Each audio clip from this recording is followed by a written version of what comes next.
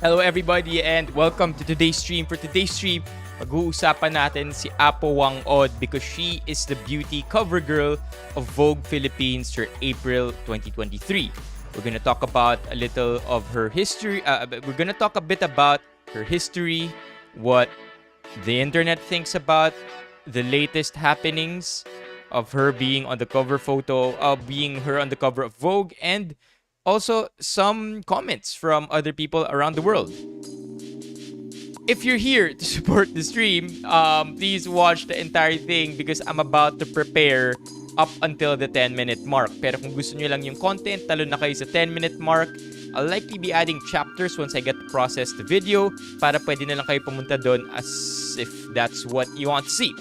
So from now until then, I will be prepping. Also, since you're already here, please like the video and subscribe na rin kung hindi pa kayo nakakapag-subscribe. Alright, prep time.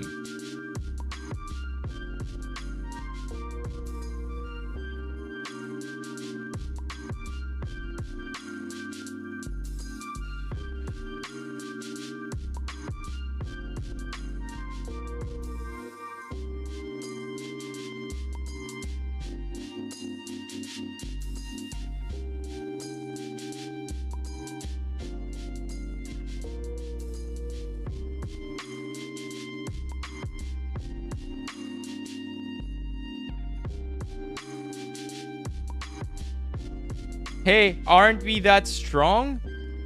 What do you mean, aren't we that strong? We are strong. Nilalaban natin to, Caleb. Monday, Thursday, but let's go. Let's go. Day is good. I would say productive. Reason why I'm late right now is because last minute, biglang nagkaroon ng... I'm not gonna blame my friends. But I kinda am blaming my friends. Pero mga college friends ko kasi randomly got on a call. If I'm not mistaken, 6 kami sa barkada ko in college and 2 sa kanila abroad.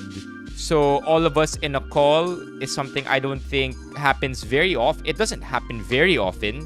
So parang para sa akin, it's worth being late. So here I am now, and it's worth the 100 pesos GCash we are gonna be giving away. You already know that if you've been in the stream 2 days ago. Anyway, let's continue sharing the stream. How about you, Caleb? Kumusta araw mo?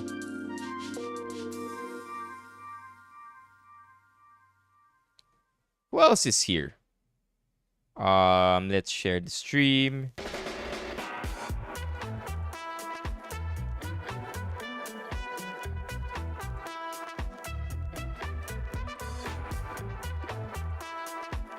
Just left the whole day. I love it. I mean, I'm never anti-vacation kung saan natutulog ka lang. I mean, I get it. It's vacation. You make the most out of it. But sometimes, vacation just means you gotta rest. And if that means sleeping in, do it.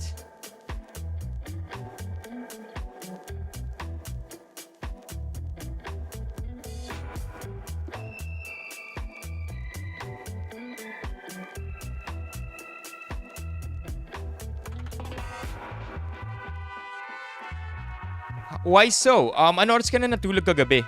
Hey Ron, how's your Monday Thursday, Ron?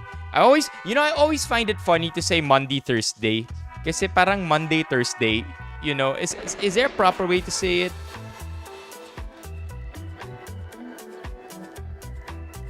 Monday Thursday. Tama naman, 'di ba? Monday Thursday. Oh, let's post on Instagram. I like my thumbnail face today. You guys want to check out my thumbnail face? Hopefully I do get better at this, but my thumbnail face today, what is up? You like it? O, diba? Ano yan? Gulat yan. Thumbnail face on point for this one. I'd like to think.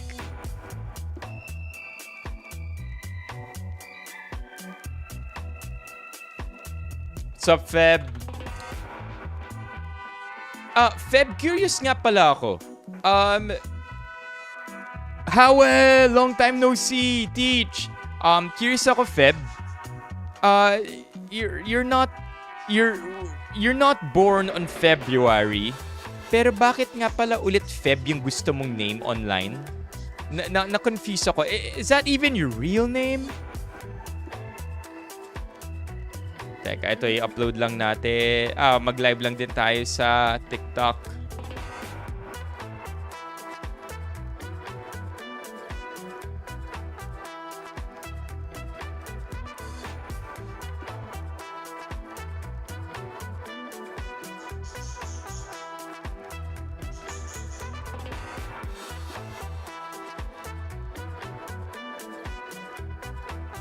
I slept at around 6 a.m. after ng Kumu stream last night. Sinundo namin brother ko. Oh. Alright, now it makes sense, Caleb, kung bakit tulog ka lang the entire day. But hey, you got to rest. Not a lot of people get to rest on holidays or every day. So, I'm happy for you, Caleb. Nakapagpahinga ka. Teach, bakit ka may work? Are you checking papers? Are you reviewing something? Are you checking your students' work? Pero alam ko, Teach, if I'm not mistaken, hindi ka na, you're hold on. You're the head right now, right, Teach? Hindi ka IT officer ka na? Hindi you're appointed by the school president. Dati kang head teacher ng senior high. But, so, technically, may students ka pa ba, Teach? Yeah, IT officer ka na ngayon eh. Oh, okay. Oh, okay. I get what you mean, Feb. Mamaya sa Kumu, meron akong picture ng dog, right? I'm gonna show a picture of a dog and I'm gonna ask what you think we should name the dog. Not my dog, but some person's dog. Some person on the internet's dog.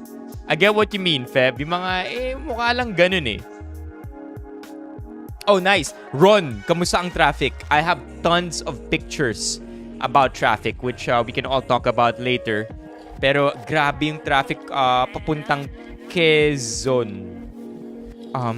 Chat, I have a question for you. Huwag kayong magagalit kung hindi ko alam. Kapag galing kang Manila, pupunta kang Quezon. Pababa yun, di ba? Quezon Province, pababa yun, di ba? Nasa lower right siya ng Luzon. Tama ba? So, SLEX ang Quezon. Quezon Province. Tama, di ba? South.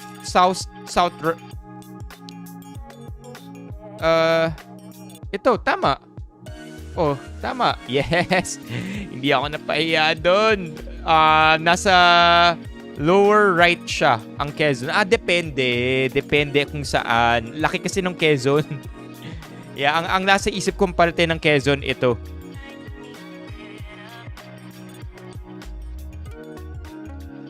Oh, okay. Okay, Teach.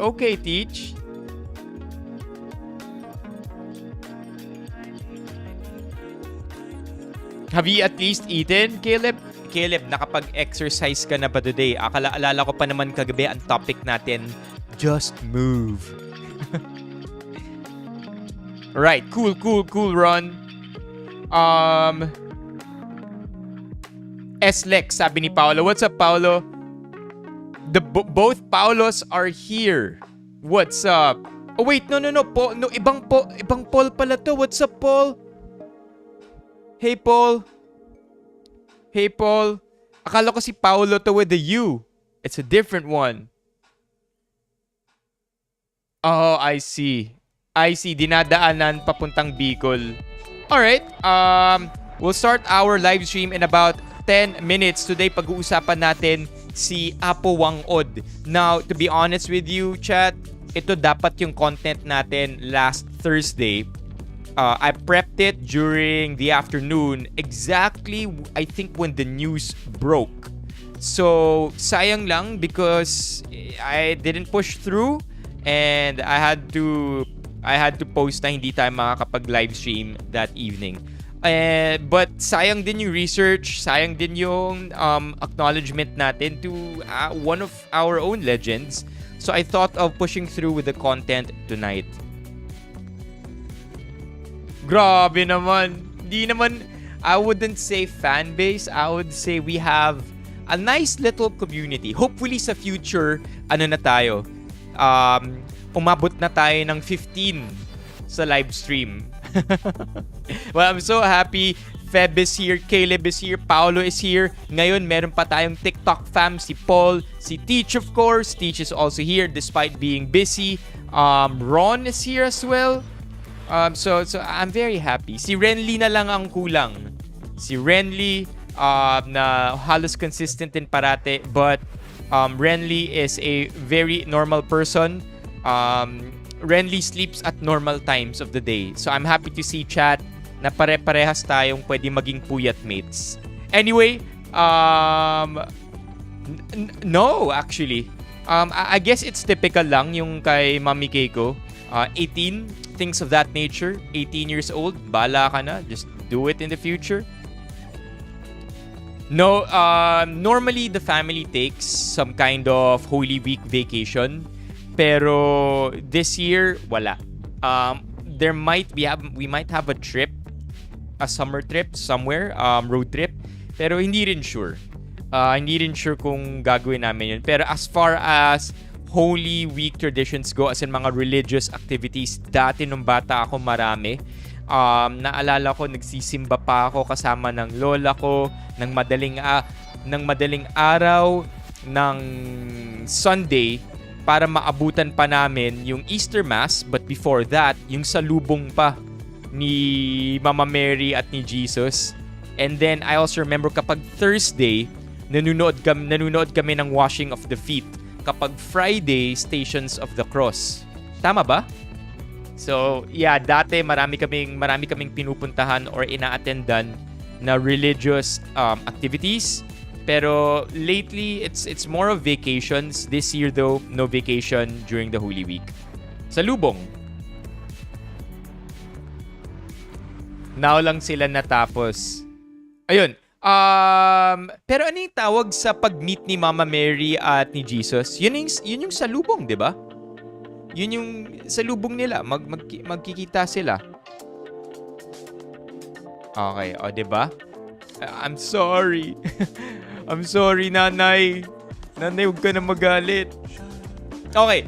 Anyway, let's start today's stream. If you have comments, let me know. If you have insights, kung meron kayong opinions, kung may mali akong nasabi, please let me know as well. It's gonna be quick content tonight because there's nothing really too deep to dig into other than to just genuinely acknowledge a living legend in the Philippines. The legend, of course, is no other than Apo Whang-Od. So, I'm sure you've already heard by now, Apo Whang-Od is Vogue Philippines beauty cover girl for the month of April. I'm kind of hoping, chat, that our stream doesn't get taken down because I think Vogue likes to claim copyright. Hopefully, though, they don't see this as a copyright strike, but rather us just talking about this amazing thing that they've done. Apo Whang-Od, this is the article itself. From Vogue, Apo Whang-Od, and the indelible marks of Filipino identity. I love indelible, the use of the word indelible here, because we all know Apo Whang-Od is a tattoo artist. Now, if hindi nyo kilala si Whang-Od for whatever reason, maybe you're just not familiar, that's totally fine. But Apo Whang-Od is very, very famous for tattooing people using the style called, forgive me if I'm not gonna pronounce this properly, pero batok? Tama ba? Batok o batok? Depende kasi, di ko alam talaga kung paano yung pagbigkas nito, pero yun yung style ng pagtatattoo niya. B-A-T-O-K. Now, in case you don't know what that is, don't worry. I got you covered. I was about to say I got you tattooed. Pangit. Anyway, here you go. Whang-Od's tribal tattoo ink is made up of charcoal and water. Once mixed, tinatap siya into the skin using a thorn from a citrus tree, either from calamansi or pomelo. Kaya siya tinatawag na batok. As in, 'di ba, pag binatukan ka, sana naman di kayo nabatukan recently, ano? Pero batok kasi pinukpukpuk niya, right? Yun yung style. I'm not sure if we can find a video. I'll try to find one right now. Pero basically, yun yung nakalagay dito. The thorn is then attached to a 12-inch long bamboo stick, and from there, Whang-Od will start tapping it deep into your skin. She has simple tattoo designs as well, so that you can choose which one you'd like. Another thing worth noting here, of course, apart from her style of tattooing, is Apo Whang-Od's age. Apo Whang-Od, chat, is 106 years old. That's crazy. Can you imagine? If I'm not mistaken as well, she's also the oldest ever cover girl for Vogue. So what a way to honor this, and what a way to honor her being who she is. And also, kung tama ako, kung tama ba to? Isa siya sa huling mga taong nagtatattoo in the way she does, yung batok style. Tingnan natin if mahanap natin to. Let's just read the intro para lang. Ayun. She has been tattooing headhunters and women of the indigenous people of Butbut in Buscalan, Kalinga since she was 15 years old. But the Butbut warriors who used to earn tattoos by protecting villages or killing enemies no longer exist. Despite this, Whang-Od continues to practice her traditional art form on tourists visiting Buscalan. She also only communicates in her native language, Kalinga, and the northern region's lingua franca, Ilocano, and does not speak Tagalog or English. Oh, here's the shout out to Vogue. In April 2023, 106-year-old Whang-Od graced the cover photo of Vogue Philippines beauty issue, making her the oldest person, so tama nga, to ever be on the cover of Vogue. So, yun na nga, siya yung last na, if I have my history correct, according to tradition, pinapass on lang, and I think I'll confirm it in a bit because I have an article that sort of talks about that too. Ang style ng batok, pinapass on lang from male to male. But yung tatay ni Apo Whang-Od saw her talent and tinuro niya yon kay Apo Whang-Od, which makes her the last person who has directly learned the style from another Kalinga na male. Tama ba? That's why even though nagturo si Apo Whang-Od sa kanyang mga niece, she doesn't have children, she's still considered to be the last traditional artist for it. So yeah, it does live on through her grandnieces or grandniece. But as far as the strictest form of the tradition is concerned, siya talaga yung huli. Alright. Oh, here you go. Whang-Od never married. She lost her significant other during the Japanese occupation, and since then, Whang-Od has stayed single ever since. Sup, Henrik? Without a child of her own to teach, she is training her grandniece, Grace Palicas, to continue the tribe's tattoo tradition. She believes that she can only pass it to her bloodline because if someone outside the tribe were to continue the tradition, the tattoo would be infected. So, I think I got most of that correctly, na within the tribe, kailangan male to male lang, but then pinasa nung tatay ni Whang-Od sa kanya, making the passing of the tradition in one way or another still pure. And then Whang-Od is choosing to pass it on to her blood para rin maging pure pa rin and not infected itong tradition of tattooing na ito. This is another look at the cover. And before we move on to what other people have to say about her and the cover photo, let's watch this TikTok that I wish to show you guys. This TikTok got quite a number of views, if not mistaken. Nasa tens of thousands of views din itong TikTok na to, which will more or less summarize what we just talked about.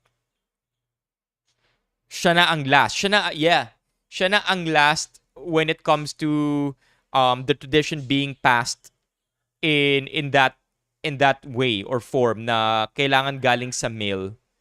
So that's why coined siya as the last one who traditionally does it. Please correct me kung mali ako. Gonna open that TikTok now. Give me a minute here. Eto. A TikTok that basically summarizes everything. That's why Asian Vogue is so badass. Vogue's oldest cover model. That's why Asian Vogue is so sorry. Vogue's One more. oldest cover model. That's why Asian Vogue is so badass. She is 106 years old. She's the oldest tattoo artist in the Philippines. She uses an ancient techniques and thousands have traveled to the Philippines just to get her tattoos. She's also never been married, never had kids, and is a total badass that supports her village. Vogue's oldest All right, so that's basically the TikTok. Oh, the part that she supports her village. Facts. Sobrang facts on, because if I'm not mistaken, she single-handedly her artistry and her brilliance single-handedly allows her to support her village and probably generations after her. Generations to come after her.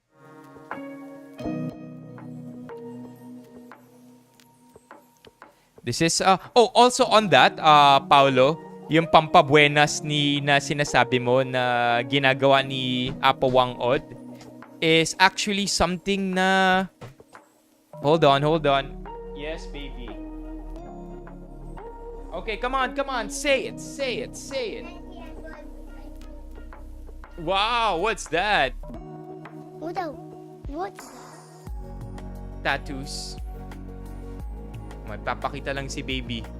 Wonder Woman. Wow! You laminated it too.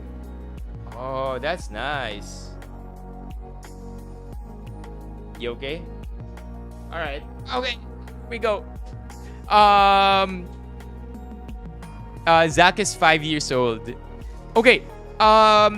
We talk about that a little bit more. If you're not familiar, yung pampabuenas na sinasabi ni Paolo is basically how do we say it in a proper way, no? Na hindi disrespectful or hindi basically he grabs the crotches of guys. But controversial maybe to us because we're outside of their culture. But I think in the discussion we're about to see, people get to talk about it in a more nuanced way kung saan nakikita nila yung perspective ng tribe mismo ni Apo Whang-Od. So this is what other people have to say about it.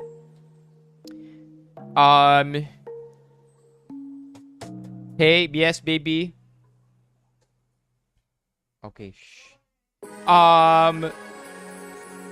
This is the Reddit thread for it. Apo Whang-Od graces the cover of Vogue PH magazine. Ito yung quick post on it. And then, let's see when people begin talking about it. No! Ito pa talaga yung first comment natin. I really admire Vogue for putting indigenous people in the magazine. Do people still buy magazines though? Reply netong isa. Usually, mga parlor at corporate subscribers na lang yung talagang kumukuha ng mga ito. I wonder what the reply here is. As a design major, I still grab magazines. Iba kasi yung print versus screen. True personal experience. Mas gusto kong nahahawakan. Let's move on to the next comment. Si Whang-Od lang ang pwedeng mambatok sa akin. You already know ano ibig sabihin ng pambabatok, di ba? We have our own Vogue. That's new to me. Yeah, they just launched recently. I remember pinag-usapan yun dito eh. Ganda raw ng kuha. Yeah, I have to say, maganda nga yung kuha. 'Di ba? Even the lighting is on point.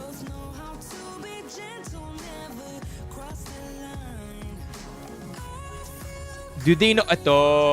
This one. So it does get a little controversial here because we have this perspective. And I think it's crucial na makita at mabasa natin to para magkaroon tayo ng maayos na perspective on this potential issue. Do they know that she's sexually harassing her male customers? Like actually groping their crotches out of nowhere and unsolicited. Ito, di ba? And then may magandang reply. Careful there. Remember, her humor and intellect is not on the same wavelength as all of us who are raised on Western or global values and standards of morality or religion. I hope we as a society stop punishing or ostracizing indigenous people the same way we do with each other because it's also cruel to their culture and breeds insecurity complexes among them. I think she is aware that it's not a good thing to touch someone's private parts. I agree she lacks morality and likely abusing her position and seniority, but that's articulating it in modern or popular culture, which indigenous people will struggle to understand, maybe even in their whole lifetime.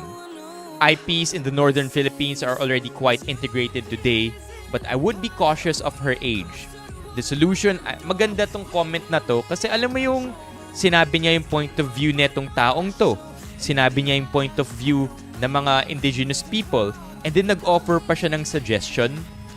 The solution I'm suggesting is to approach their schooling supportively, not divisively.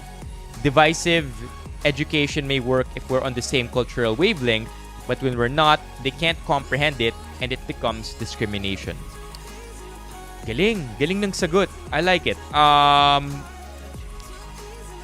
Sounds similar to how many IPs defend child marriages and child brides. Ooh, wait lang. Counter argument pala to. Wasn't one of the reason why the PH consent laws had the low age was to accommodate their traditional practices on that issue. So basically, ngayon nag-evolve yung conversation, di ba?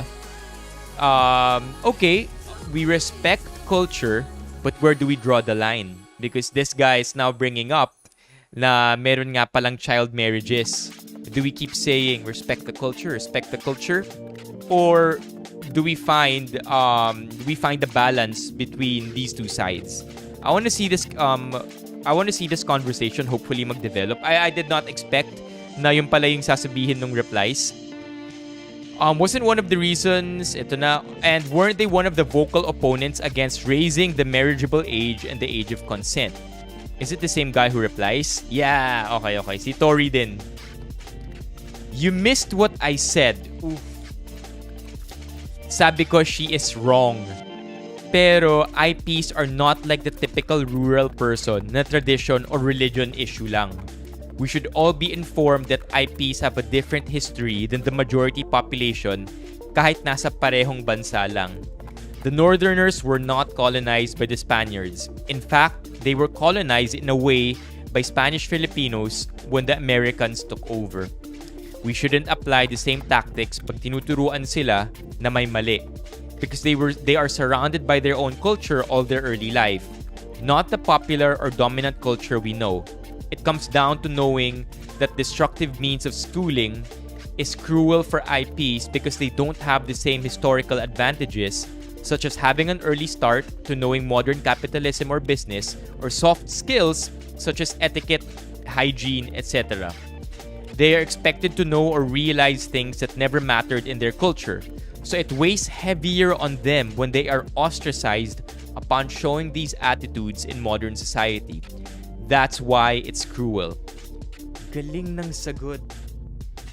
Ang galing nung sagot. When it comes to IPs, we should take a step back and consider their different environmental educational exposure before we punish them by bashing them as if they were exposed to the same cultural values we have. This type of consideration is practiced in international human rights groups that save those children who are victims of their own culture.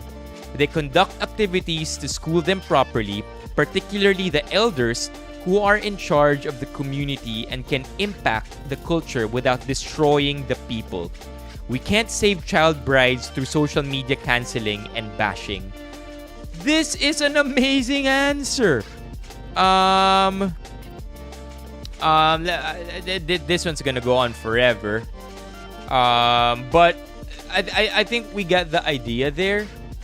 Hindi niya sinasabing tama yung ginagawa ni Whang-Od, pero criticizing them with the way we see the world is only going to diminish their dignity. It's not actually going to teach them anything. There's a way to properly foster growth and education that is empathetic, especially to cultures that have never been exposed to the same ideas and thoughts that we people have been. We people talaga no, but we have been mostly through Western culture and Western history. I like that.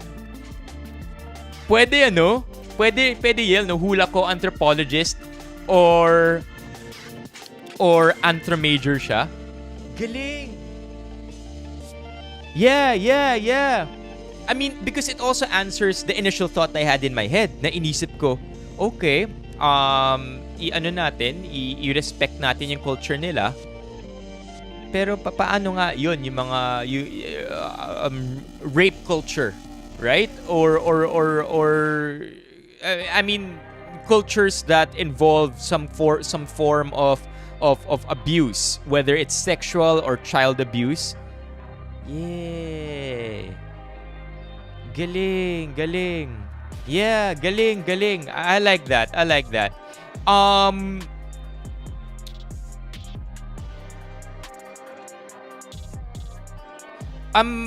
the end of this all, I think to wrap this one up also, I also want to say that I'm glad that itong pag-publish ng Vogue kay Whang-Od is not met with the same energy as what happened 6 years ago. I'm not sure if you remember this, but 6 years ago, Manila FAME organizers had to defend Whang-Od's participation in one of their events. If I'm not mistaken, 6 years ago, nagkaroon ng mall event, kung tama ako, kung saan si Whang-Od and her grandniece was invited to tattoo people who would attend the event, and people had a lot to say about it. Mostly galit sila. They said bring her back to Buscalan and don't exploit her. Basically sinasabi na tanda-tanda na ni Apo Whang-Od and i-modify nyo pa yung ginagawa niya.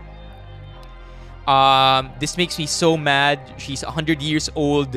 My lola's 96 and she sleeps most of the time, so how could they do this? I swear, people defending the event would take a 180-degree turn on their lives if lola nila ang nasa posisyon ni Apo Whang-Od. This is what I'm talking about, diba? 6 years ago, may ganitong energy sa pag-respond ng ganitong klaseng exposure kay Apo Whang-Od. But I'm also glad because ngayon ko lang din nalaman that this issue was very much resolved. In fact, yung grandniece ni Apo Whang-Od all the way back then, sinabi niya that the invitation of Apo Whang-Od into the FAME event was actually coordinated with the Kalinga Community of Elders, National Commission on Indigenous People, the Department of Tourism, and the Department of Trade and Industry. And Tugunon is not the grandniece. He also clarified that all proceeds from Whang-Od's tattoos would go to the Kalinga elders. Ito yung sinabi ng niece ni Whang-Od, which corroborates what Tugunon said. Sabi rin nung niece niya, Whang-Od agreed to a 2-day live tattooing in Manila FAME and speaking engagement for Create Philippines. It was also stipulated in the agreement that any proceeds from the tattooing or sale of blacksmith products shall be received in whole by the talent and her companions. So 6 years ago, the point here is 6 years ago when Apo Whang-Od was put on a stage beyond Buskalan, nagalit lahat. Glad to know that it was actually it was resolved properly, and now that she's put on an even bigger stage with global recognition, people are less quick to judge on what happened and are just generally positive about this kind of news.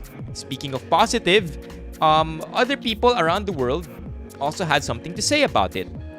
Si Jokoy posted on his Instagram saying na this is the best Vogue cover ever. Mahal kita, Apo. Classic. Bakit sobrang classic ng caption na to? May mahal kita.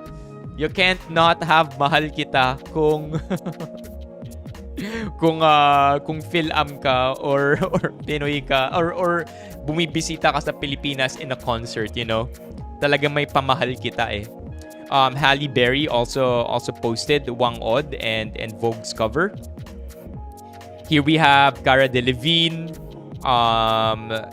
Kourtney Kardashian, Naomi Campbell, and other international influencers also posting about it. So I'm very, very glad na positive yung energy na to, and it gives a lot of recognition to the living legend who's among us. It makes me prouder as Pinoy dahil I guess very rarely do we get recognized in a very wholesome way. And madalas kapag nare-recognize tayo, at least lately and in what I see on social media, it's not always in the most positive and vibrant and nice kind of way. It's oftentimes a little sad. So nice to see Apo Whang-Od on the cover of Vogue magazine. Oh, and for the record, ginugol ko kung bakit Apo ang tawag kay Apo Whang-Od, kasi ang pangalan niya actually, hindi niya pangalan Apo Whang-Od Ang pangalan niya is Whang-Od Ogay, right? Also known as Maria Ogay. Apparently, sinasabi ang Apo kapag ito nakalagay. Apo is the word for elderly in other Philippine languages like Kapampangan and many others. Kaya natin siya tinatawag na Apo. Sa Norte, Apo is sign of respect. From Paolo. Paolo is Kapampangan. So, may ano tayo, may na-legitimize itong answer na to. So yeah, now you know better, and I hope that if you watch this video, if you're like me na hindi ganun ka-familiar sa background ni Whang-Od, you learned a thing or two about her, and in that way we get to celebrate her life and be more proud of her and what she's done. And recognition for her is never a bad thing, especially with the kind of life that she's lived. So yeah, mabilis lang yung stream natin tonight relatively compared to last night and the other night. Did I miss any comments? 200 ang tinatu niya at 100. Ang issue kasi doon, pinahirapan or ginamit siya para magkainga yung Manila FAME. Etong Vogue, she was honored. I like that. I like that, Paolo. Na you were able to see it in that way. Na yun yung angle or yun yung voice ng mga taong nainis din nung time na yun. Yeah, I agree with you also, paring Ray. Alright, looks like this is about where the stream ends. Thank you so much. Oh wait, no. It hurts my heart. But press 1 if you want to join the GCash giveaway. Eto na. Ilalabas ko na po ang Wheel of Names natin. Bilang late na naman tayo today. 1 na agad. I'm late. So here we go. Bubuksan na natin ang Wheel of Names. Sino mga sasali? We're gonna be giving away 100 pesos bilang late tayo. Who wants to join? We have Paolo, you joining. Feb, you joining. Feb is joining. Teach is joining. Hindi naman late, no? Medyo lang 7 p.m. ang stream natin eh. 11 na po tayo nagsimula. Teach Howell is joining. Who else is joining? Caleb? Sino pang sasali? Kahit ayoko, sige na nga. Paring Ray, let's go. Sino pang sasali? We only have 4? Laki ng chance of winning neto 25% chance. Sino pang hindi nagwa-1? Yeah, let's do it. Instant to. I will GCash to you the money right away.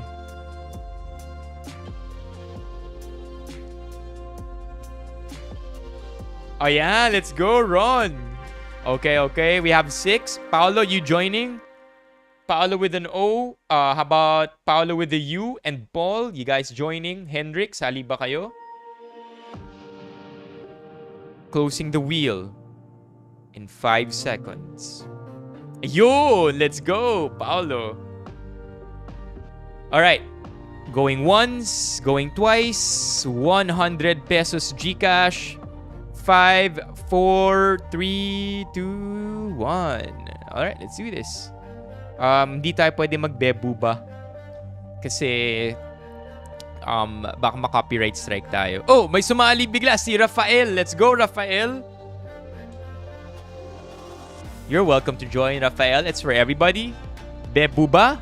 Let's go. Yang corny, no, kung walang sound effects. Oh no, Kirk! Kirk, you were late by just a second. I'm sorry, Yel. Sige, sali na rin natin si Kirk. Ayan na. Ayan, Kirk ka. So, ibig sabihin ba neto, void? Void yung pagtanggal ni Yel? Kasi isasali natin si Kirk? Oh no. An ethical decision has to be made by chat. Are we gonna void Yel being taken out dahil hindi natin nalagay si Kirk on time? Ayun, no? Ayan, I love it. One more vote. Yeah, elimination lang to until we have 1 remaining. Okay. We'll include... Okay. Wow! I love it. Lots of love in chat. Okay, let's go. Elimination to 3, 2, 1. Ba, pagdating sa ethical decision, bilis gumawa ng decision ng chat.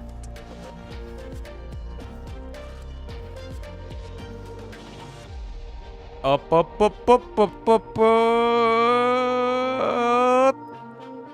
Sorry, Caleb. Let's make this a little faster. Or else we're gonna take forever. Let's do 10-second spins. And let's spin fast. Okay, let's go.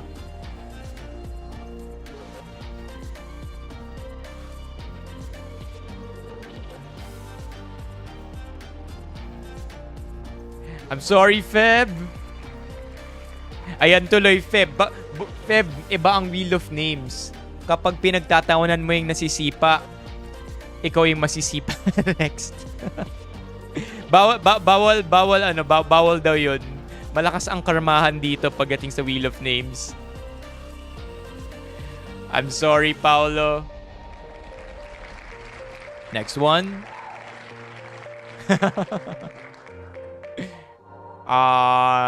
Is Ron out? I'm sorry, Ron.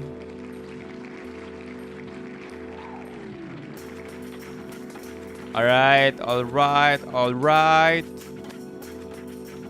Feel mo si Rayman? Sorry, Teach. Last 4 remaining. Rayman, Yel, Rafael, or Kirk.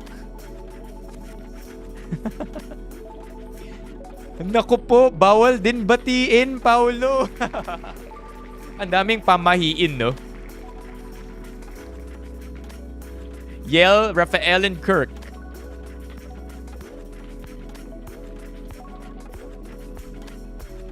I'm so sorry, Kirk. Alright, Rafael and Yel. Here we go.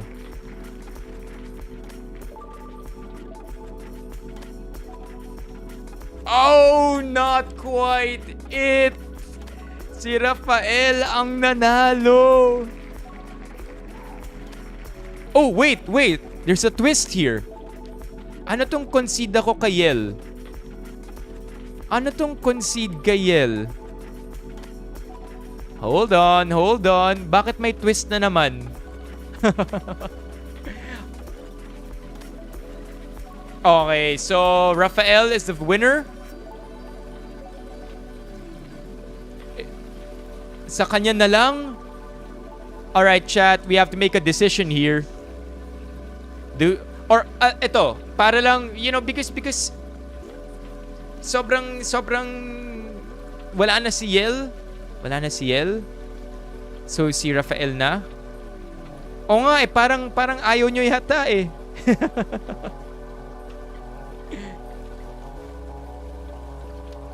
Paubaya.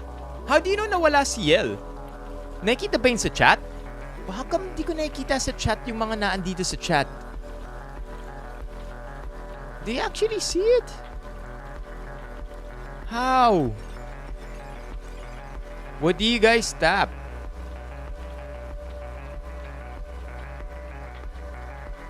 Pagati-atian na yan. Yel is here. Oo nga eh. Okay. You know what? This is what we're gonna do. We're gonna respin. Whatever the respin is, yun na talaga yung panalo, ah. Okay. So fine. Rafael will take it. Oh my gosh. Ang dami nating art chat. Alright, final na. Rafael, please PM me on Instagram. Just say chat. And, so I would know na ikaw yun. Anyway, thank you so much, chat, for tonight. Kahit na late na talaga. I'll try not to be late next week. May GCash ba next week? I don't know. Maybe you're gonna have to wait and see. But for now, this is where the stream ends. Thank you so much. And hope you learned the little thing. Please don't forget to like. Ilan pa lang nagla-like? Come on, chat. Don't forget to like. Anim pa lang yung nagla-like. Pabuti naman natin to ng 10. Like the stream. Oh! Nice, Rafael. I hope to see you more then. Come on, chat. More likes. Let's go. I see 7. Paki-like yung stream. Let's go. Let's up this to 10. Come on. Oh, thank you, Rafael. I see 10. Alright, let's go. Bye-bye. See you at Kumu. I'm jumping over there. I just have to set up a camera kasi magdu-dual camera tayo sa Kumu tonight. Bye. Thank you, Rafael, for subscribing. Bye-bye, everybody. Have a great weekend. See you Monday.